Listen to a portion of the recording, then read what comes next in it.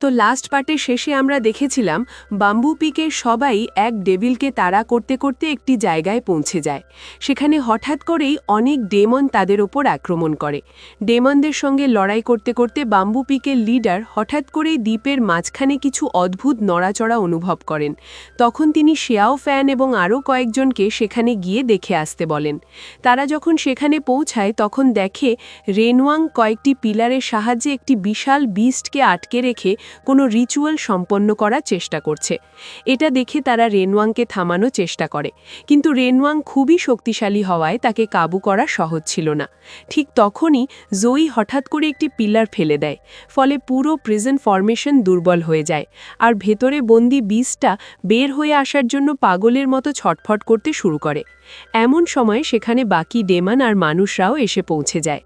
এরপর এই পার্টে শুরুতেই দেখা যায় সেই বিস্টটা সম্পূর্ণ আউট অফ কন্ট্রোল হয়ে যায় এবং রেনওয়াংকে জোরে ছুঁড়ে ফেলে দেয়। এতে রেনওয়াং গুরুতর আহত হয় এবং তার মুখ থেকেও রক্ত বের হতে থাকে। এটা দেখে রিচুয়াল করা লোকটা রেনওয়াংকে বলে, পিলার ভেঙে যাওয়ার কারণে পুরো ফরমেশন অসম্পূর্ণ হয়ে গেছে, তাই এখন এই বিস্টকে নিয়ন্ত্রণ করা প্রায় অসম্ভব। এদিকে বিস্টটা জোইকে দেখে তাকে মারার জন্য প্রিজন ভেঙে তার দিকে এগিয়ে যাওয়ার চেষ্টা করে, কিন্তু ঠিক তখনই শেয়াও ফ্যান জোইকে বাঁচানোর জন্য তার সামনে এসে দাঁড়ায় এবং চারদিকে একটি শিল্ড তৈরি করে। কিন্তু বিস্টটা এতটাই শক্তিশালী ছিল যে সে ফরমেশনের ভেতর থেকেই সেই শিল্ড ভেঙে শেয়াও ফ্যানকে অনেক দূরে ছুঁড়ে ফেলে দেয়।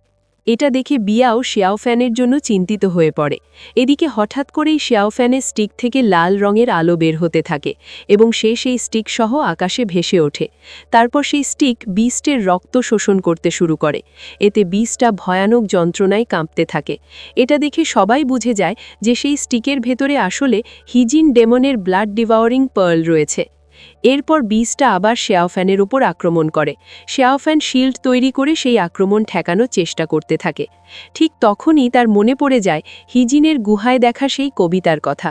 সে বুঝতে পারে আসলে সেই কবিতাটা ছিল একটি শক্তিশালী ফরমেশন তৈরির নির্দেশনা। তখন শেয়াও ফ্যান সেই কবিতাটা মনে করে দ্রুত একটি ফরমেশন তৈরি করে, যাতে সে সেই বিস্টটাকে বন্দী করতে পারে।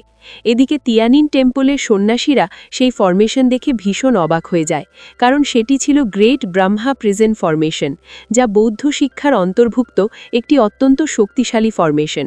তাই তারা বুঝতেই পারছিল না শেয়াও ফ্যান কিভাবে তাদের টেম্পলের এই ফরমেশন শিখল।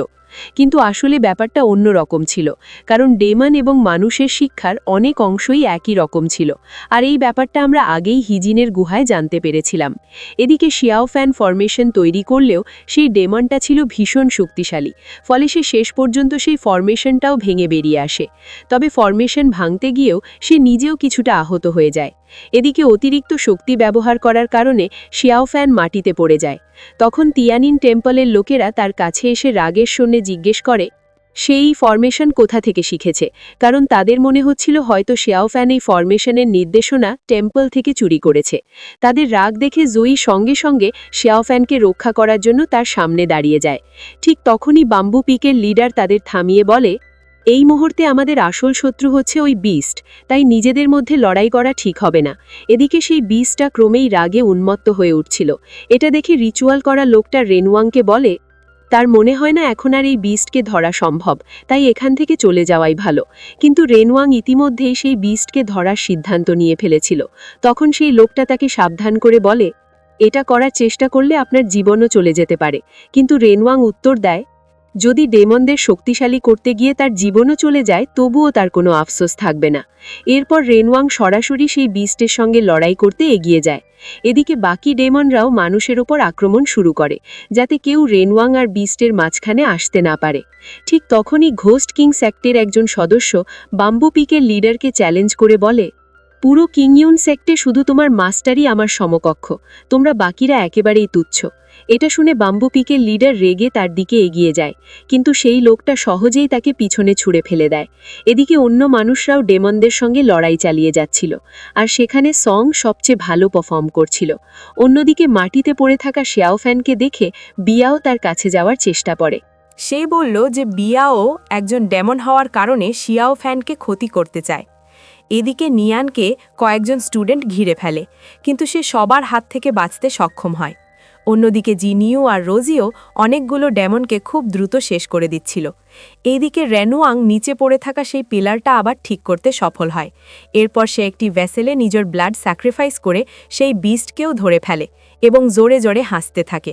তখন সব হিউম্যান সেই জায়গা থেকে দ্রুত চলে যায়, কারণ এখন তারা আর কিছুই করতে পারছিল না। এরপর আমরা ড্র্যাগন পিক এবং ব্যাম্বু পিকের লিডারকে দেখি। সেখানে ড্র্যাগন পিকের লিডার ব্যাম্বু পিকের লিডারকে বলে, আমি তো আগেই বলেছিলাম শিয়াও ফ্যান ডেমনদের সাথে মিলে গেছে, তাই তার স্টিকে হিজিনের পার্ল লাগানো আছে। এই জন্য আমাদের শিয়াও ফ্যানকে মেরে ফেলা উচিত, যাতে ভবিষ্যতে সে আমাদের জন্য বিপদ না হয়ে ওঠে। এই কথা শুনে ব্যাম্বু পিকের লিডার খুবই রেগে যায়। ঠিক তখনই সেখানে তিয়ান টেম্পলের মঙ্করাও এসে পৌঁছে। তাদের মধ্যে একজন খুবই রাগান্বিত ছিল। সেই ব্যাম্বু পিকের লিডারকে বলে, তাড়াতাড়ি শিয়াও ফ্যানকে আমাদের হাতে তুলে দাও, আমরা জানতে চাই সে কিভাবে আমাদের টেম্পলের স্পেশাল ফরমেশন বানাতে শিখল। এটা শুনে সেই লিডার তাদের বলে, শিয়াও ফ্যান আমার স্টুডেন্ট, তাই আগে আমি খুঁজে বের করব সে সত্যিই দোষী কিনা। সাথে সেখানে দাঁড়িয়ে থাকা সেই মেসেঞ্জারও মঙ্কদের বোঝায় যে তারা আগে এই বিষয়টা তাদের মাস্টারের সাথে আলোচনা করতে চায়। এটা শুনে শান্ত স্বভাবের সেই মঙ্ক রাগী মঙ্কটাকে নিয়ে সেখান থেকে চলে যায়। তাদের চলে যাওয়ার পর ড্র্যাগন পিকের লিডার ব্যাম্বু পিকের লিডারকে বলে, যতক্ষণ না কোনো সিদ্ধান্ত হচ্ছে ততক্ষণ শিয়াও ফ্যানের স্টিক আমার কাছেই থাকবে, কারণ আমি কিং ইউন সেক্টর ল এনফোর্সার। এটা শুনে ব্যাম্বু পিকের লিডার সেখান থেকে চলে যায়। এরপর আমরা ছোট শিয়াও ফ্যানকে দেখি। সেখানে ছোট জিনিও তার গলা চেপে ধরার চেষ্টা করছিল, কিন্তু আসলে এটা একটা স্বপ্ন ছিল। শিয়াও ফ্যান সেই স্বপ্ন থেকে জেগে ওঠে এবং দেখে তার পাশে শুধু জিনিও বসে আছে, আর তারা অন্য কোথাও এসে পৌঁছেছে।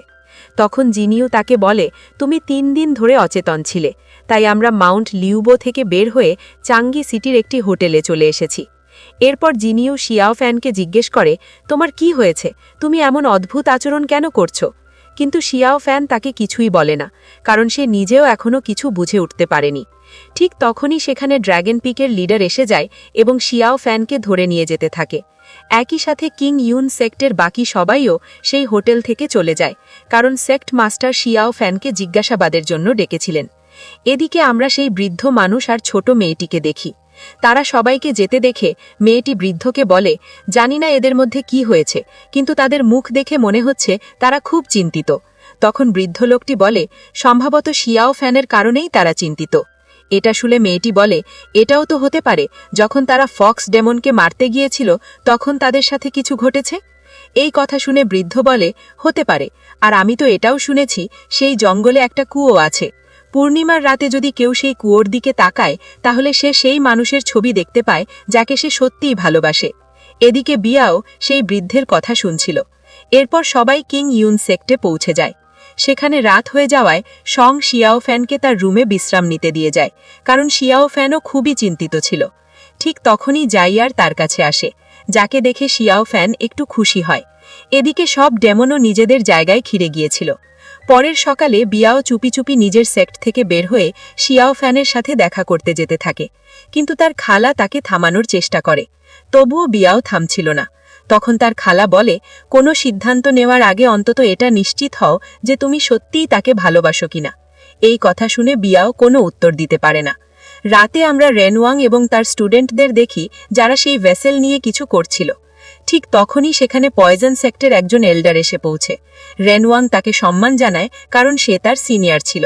এরপর সেখানে কাশিয়া ফ্যাকশনের একজন সদস্যও আসে এবং রেনওয়াংয়ের প্রশংসা করতে থাকে, কারণ সে বিস্ট তাকে ধরতে পেরেছিল। ঠিক তখনই চাংসাং হল থেকেও একজন সেখানে এসে পৌঁছে। এরপর তারা সবাই সেই ভেসেলের সাহায্যে কাউকে সামন করার চেষ্টা করতে থাকে। আর ঠিক এখানেই এই পার্ট শেষ হয়ে যায়।